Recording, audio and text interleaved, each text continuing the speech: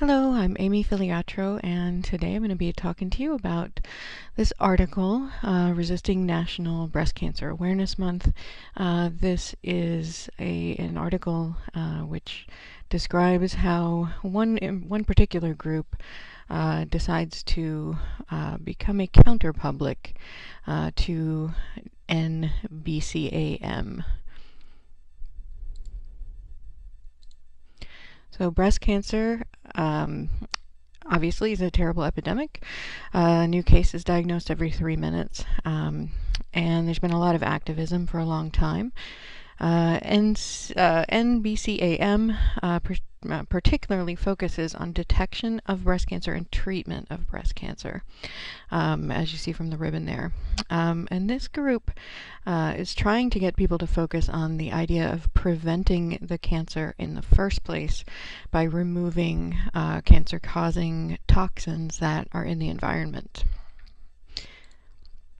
So the author first introduces us to two words that she wants us to know. One of them is greenwashing, which, as you can see from the images here, is when companies, principally companies, try to make things appear to be environmentally safe when they're actually not. And, so we have bottled water there, 50% less plastic, but as you know, bottled water ends up clogging our oceans and landfills and so on, whether or not it's 50% less plastic. So that's an example of greenwashing. And in the cancer activism world, greenwashing is about corporations who pretend to want to do something about cancer, but continue producing some toxins. The second word is pinkwashing, which is when a company will pretend to care about breast cancer by putting pink on all of their products, but they don't actually do much to prevent it. So one example used in the study is Yoplait had a label collection thing where they would donate money if you sent in Yoplait labels. Of course, it cost more to mail in the labels than the actual contribution was by the company to cancer research. So that's just one example. So then the author goes into some discussion of theory. She talks about a public sphere. Public sphere means that it's a place where people can come together, find agreement, talk to one another politically. And these exist throughout society, but unsurprisingly, the people in power are normally the ones who have impact on the public sphere. Some groups are just not involved in public spheres at all. So minority groups, women, so on, they're not really invited into the conversation, at least not first. So that is when counterpublics are created. So when a subordinate group, whether it's women, cancer victims, minority groups, come together and challenge the existing discourse or public sphere. So I was unaware of this, but National Breast Cancer Awareness Month was actually developed by the drug company AstraZeneca. It was developed by this company mostly to save money. It figured that if their own employees got detected early for breast cancer, it would be less money for them and less lost productivity and so on. So it's a fairly cynical origin story for NBCAM. But that said, NBCAM has obviously saved lives. It's brought attention to issues of breast cancer and that were silent before. So despite its cynical origins, it has done a great deal of good. And it was principally, at first, a counter-public itself. But as you see on the right side of my slide, the Toxic Links Coalition opposes NBCAM. They happen to note that AstraZeneca produces the world's best-selling cancer drug. So it's in AstraZeneca's best interest that people get detected and get into treatment for cancer because they sell more of their drugs if that happens. So it's still a pretty cynical story for AstraZeneca. And TLC, the Toxic Links Coalition, wants us to focus instead on fixing environmental problems which cause cancer. The author then shifts into discussion of the TLC's activities.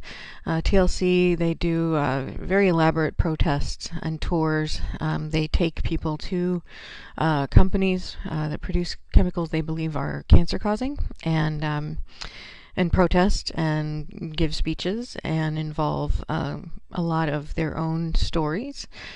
So they have breast cancer survivors telling stories, which has always been a way that women empower themselves, is through telling their own stories.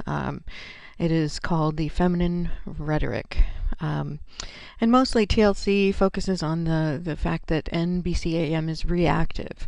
It focuses on women who already have cancer rather than preventing women from getting cancer in the first place.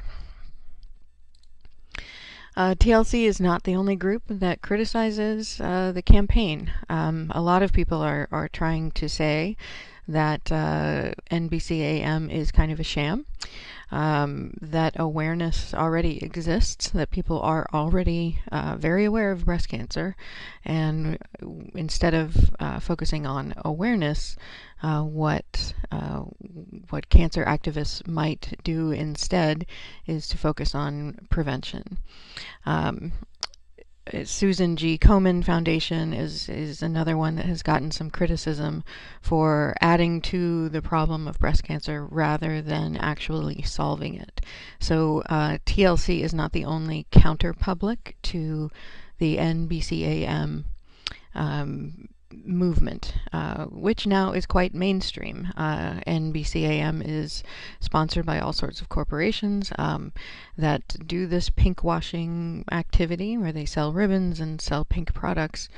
It is endorsed by and sponsored by some of the most elite cancer prevention detection groups out there, and yet it is facing a counter-public blowback from a lot of people who see a problem with focusing on awareness when awareness actually already exists. So in the beginning, despite the fact that NBCAM was brought about by a corporation, it was a counter discourse. It brought attention to a disease that hadn't received much attention before. It brought a lot of money to women's health. It brought a lot of women's advocacy around cancer. But now it's rather mainstream and rather cynical, of course.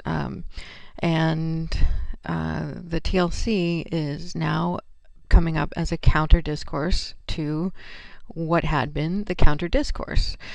So once a movement that has begun as a counter discourse becomes the dominant public sphere, it is it's inevitable that another movement is going to come along to be a counter discourse to that movement that has now become mainstream.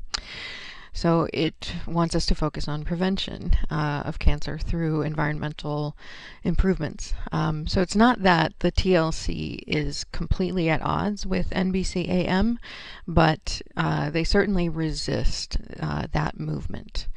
And the study makes it clear that these movements are varied, they're not homogeneous, and they're not binary. So you don't have a pro-cancer group and an anti-cancer group.